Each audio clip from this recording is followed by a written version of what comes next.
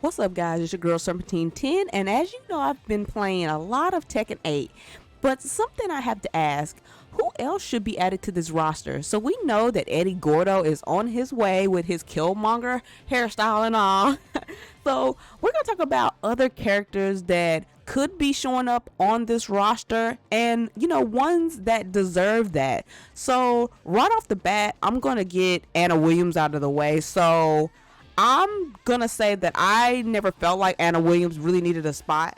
I don't feel like she needs a spot as much as these other characters I'm gonna talk about. And I do understand that her and Nina has the feud, but I kind of am tired of that feud, to be honest. I'm kind of tired of that, kind of like how I'm tired of, Lily and Asuka. It just kind of played out. And I don't know what they're doing with Nina. She seems like she's kind of doing her own thing now since, Kazuya has no power, so she might be on her own. But for some reason, I just don't want her to feud with Anna again because they're so tired. That's just my opinion, but if she did show up, it's all fine. But we're going to talk about a couple of characters today, and I want to see what y'all think about who should return to Tekken 8. So right off the bat, I'm going to talk about Bake. So I believe that Bake died in his ending, but I know a lot of people want him back. So, he does the same moveset, kind of like Lewulong, not 100%, but a lot of people do like this character. He was always, a hassle to deal with to me, but I understand why people want him back. Now, they could, do a MK and have Bake come back from the dead somehow for him to, talk to and I guess give guidance to Lewulong again, since Lewulong, he has nothing to do. It doesn't seem like he was really messing with Jin that much. He wants to get payback on Kazuya, but we'll really have to see how that goes. I'm not against Bake coming back. I thought he was a really cool character. He really does give me Steven Seagal vibes for some reason without the Aikido. But yeah, y'all let me think about what else could Bake possibly do. He probably could just, I don't know, have his own story where he's maybe trying to mentor Lewulong again, since Lewulong seems like he's just on his own. But y'all let me know what y'all think about Bake Dusan coming back to Tekken 8. And, what would he do? What would he look like? I want to know all that stuff. But let's talk about the next character. So this is Lewulong. So, resident Jackie Chan. So I don't understand why he is not a part of the main roster.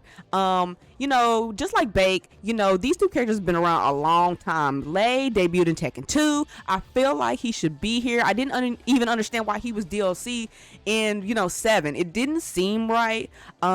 This character is very complicated to learn. I know that he wasn't as popular according to Harada with some statistic. A lot of people didn't play him, probably because he is difficult to learn. He has a lot of stances, and I get that. It's just that he has a very special fighting style and nobody is like him. It's kind of like having like Zafina and people like that, where he just stands out. And I just feel like Lewulong is a classic character in Tekken, and he needs to be in this game. So if he shows up as DLC, I am perfectly fine, but I think he should be main roster material.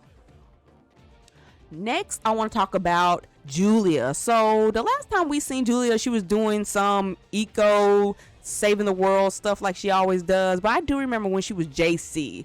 So something that I always thought to myself was if she just blended those two, personas together and became like another character. Now I know she was doing this to, take her friend's spot in wrestling, which is so strange. I don't know how she picked this up in like a day, but it's very, very odd.